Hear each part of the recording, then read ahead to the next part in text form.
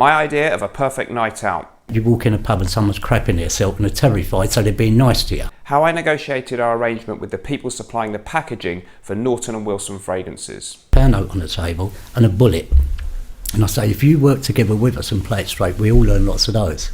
So you choose what you want. But no, if you do it the wrong way, one of them's going in the back of your nut. My advice on what viewers can do apart from smelling great to get a woman. You watch that person. You basically stalk them. What they do, where they go, where they drink, who their pals are. How I deal with trolls on my channel. Like shooting in the leg or jump out with hatchets and go to work with them with an hatchet. Put them in the intensive care for a little while and, give them time to think it over.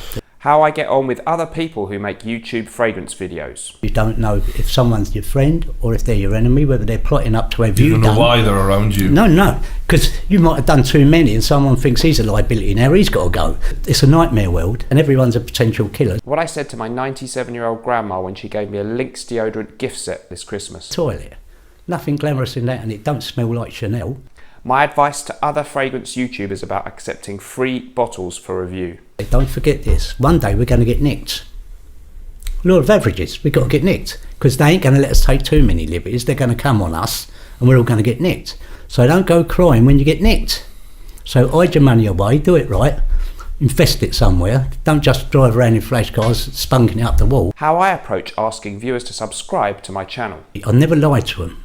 You tell one lie, you've got to tell 1,000 to cover that one, and you get sussed out and they won't have no faith in you. So you tell them exactly what it's about. Then if they want to subscribe to it, they subscribe to it. They can't say, I didn't know, you didn't tell me. Yeah. All right?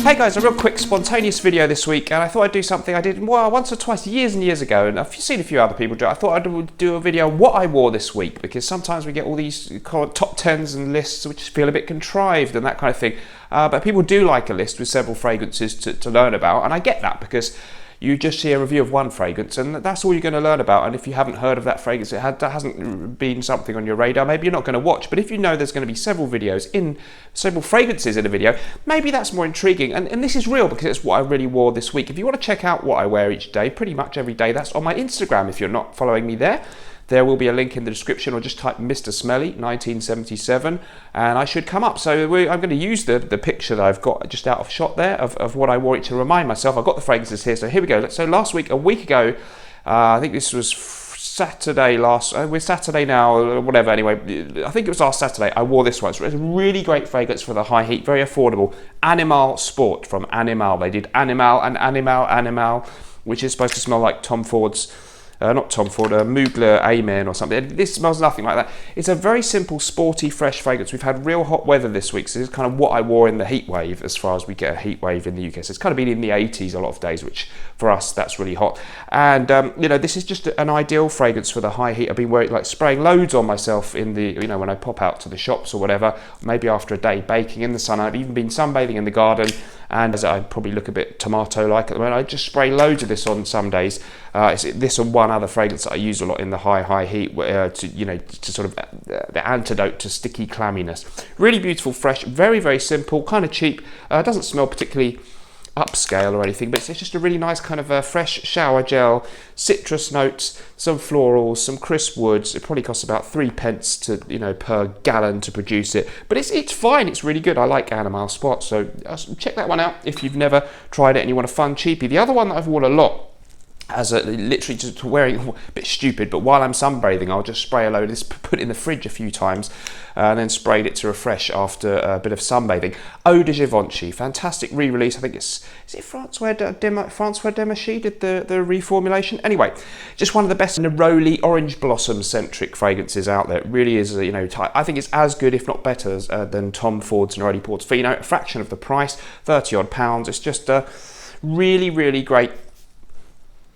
Oh yeah, that perfect neroli orange blossom eau de cologne type vibe, perfected, absolutely great. Good performance for me on this one, and just a really, really nice re-release. I think it was originally marketed towards women, very much, a unisex, soapy, fresh fragrance. Love eau de Givenchy. Then we were on, Monday last week. I actually wore this one. This was an intriguing one because it got me a big compliment from a couple of people in the subway. And even the young lady behind the thing apparently said, "Oh, he smells really good," to her colleague, who's a guy called James, hello, who often, we talk about fragrances because he knows I'm doing the channel. And but the girl who didn't know this had apparently commented that I smelled good. Don't get me wrong, I'm not thinking that some girl in her 20s was interested in me. Fragrances don't do that. But someone can think that you smell nice, and that's good. I'm not trying to seduce people with my smell, but I do like other people to think I smell good. And it was Bowling Green from Jeffrey Green, a total cheapie. You can get this for ridiculously cheap prices online, a 1980s release. And it's interesting that young people thought it smelled good. This is supposed to be a stuffy, old-fashioned fragrance from the 80s. Well, it smells great, probably more suited to a grown-up gentleman, but anyone can wear this. It's kind of a citrusy fougere. You've got lime and bergamot, and then your typical kind of mossy green, manly, grown-up fragrances, but it's much on the zesty, fresh side of fougere notes. Lovely lemony bergamot opening notes. Bowling Green is great, performance great. I sprayed it by the ton. It was a really hot day, and it worked. Next up, it was kind of a Tuesday night fragrance for me. Again, in the daytime, a lot of the time it was Eau de Givenchy or Animal Sport. Whatever day this was, Tuesday evening, maybe. Italian Cypress, Tom Ford, absolutely classic, discontinued gem, kind of a Chypre fragrance. I think Chypre means Cyprus. I'm not going to get into that. Whatever the Chypre genre is, it's a really, really great Chypre stroke fougere-esque type of vibe, but probably more of a Chypre. And just beautiful, beautiful crisp cypress woods with kind of piney, mossy notes in there as well. Green herbal kind of tones, a little bit of citrus freshness, but it's more of a woody, mossy, very, very grown up, very rich, very classy fragrance. Valentino Vendetta has similarities, and it's a little bit similar to the vintage wonderful formula of Polo Green by Ralph Lauren, which you can't get anymore, but this is like that but smoothed out because I have them both, and it was just great for a hot summer's night actually. Maybe a bit heavy for hot summer's daytime. Then on to Wednesday, I wore Spice and Wood. Great gift a few years ago from Smurfy Girly, Claire from the Smurfy Girly channel. This is really great on a summer's night. So it's not obviously a citrus fresh summer fragrance, but it works really well. I think an evening wear, or if you were lucky enough to go on a summer holiday, which I'm not this year, kind of dressed up in the evening. So it does have this freshness, it does have some citrusy freshness in the opening, but then it has, as the name suggests, wonderful spices, a bit of clove, maybe a hint of cinnamon, and beautiful vetiver and hints of other woods in the undertones. Just really, really classy. It is spicy, it is woody, it performs really well for me. It's very expensive, it's classy in a bottle. It smells quite similar to me to Colonia Intensa from Acqua di Parma. So if you like this, but you find it a little pricey, which it is, try that. It's in the same ballpark. Great for a summer's evening. I've taken it on summer holidays before actually, and it was a superb fragrance in the evening time. If you'd like to see an extra video from me every week, sign up to my Patreon group. It's only $2 a month. There's a link in the description, and we have loads of interesting stuff going on there. I do a lot of fragrance stuff, of course, but I also talk about some other things to do with my life. It's really fun, and I hope to see you in there. As I say, you can follow the link in the description, or just go to Patreon and type in Mr. Smelly 1977.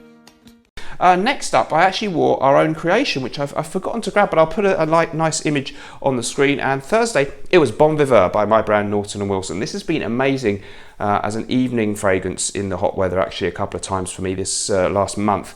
Wonderful creation from our perfumer John Stephen. He's absolutely smashed it out of the park with the sequel. I know, forgive me because it is my brand, so I am biased. But I mean, honestly, if I didn't own this, it was by some other company, especially at the price. I've got to say, I would buy this if it was a Hubigant, if it was a, from Parfum de Nicolai or something like that. I would be buying this and telling you how great it is. But I would say that, wouldn't I? By the way, we do have a special offer on at the moment, which can't last much longer. Special 2-bottle offer. So you can buy 2 bottles of either of our fragrances, Gravitas, Bon Viveur, or one of each, and it's a great price, almost as low as the price we gave for the pre-order. It won't last long. Follow the link in the description to find out. Then we were on to Friday, that was yesterday, and I wore this one, Cologne du Parfumeur. Don't miss out on this one. Great fragrance from Guerlain. I think it was about 2010. Perfumer Thierry Vasser. He was the new guy as their head perfumer then, And this was kind of his rite of passage to add something to their Eau de Cologne line, which has got huge amounts of different ones in it. There's Eau de Cologne Imperial from the 19th century, Eau de Fleur de Cedrat from early 20th century or something like that. That's a beautiful citrusy one. Eau de Galan from the 70s, loads of others, Cologne du Coq or whatever, pardon the expression. But Cologne du Parfum is superb. It's got that very fresh citrusy Eau de Cologne thing. The classy Guerlain theme is kind of there to an extent, but it's also got this almost kind of berry-like fruitiness that makes it stand out and maybe feel a bit more modern than your things like your Eau de Givenchy or your Neroli Portofino, typical soapy type thing. This has this kind of bright, let's just spray a bit.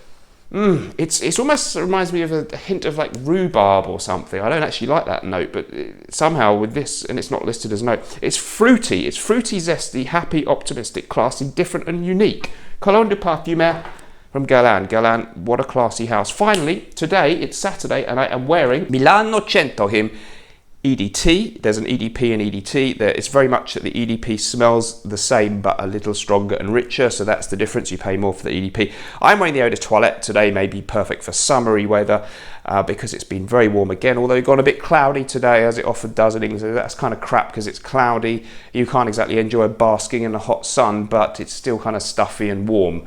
I don't like that so much. If it's going to be hot, I want it to be sunny too. Anyway, Milano 100 Him is this kind of Mediterranean aura from a British brand. It's a superb, brilliant fragrance, great performance in the Eau de Toilette or the Eau de Parfum, and it's very much an aromatic fougere. So you've got your classic citrus stuff, then you've got very much lots of spices and green herbaceous tones, which I always like. I can't remember I think there's sage and quite a long listing of notes in the traditional 80s fashion. It was re-released in 2016. I never smelt the vintage.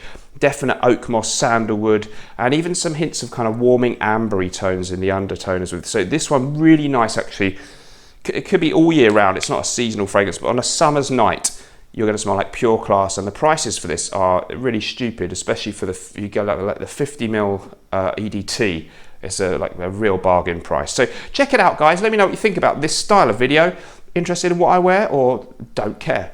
You can tell me in the comments down below. Thanks ever so much for joining me. Remember, whatever you're doing in life, let's project, and sometimes life stinks, but we can always smell good. Bye bye.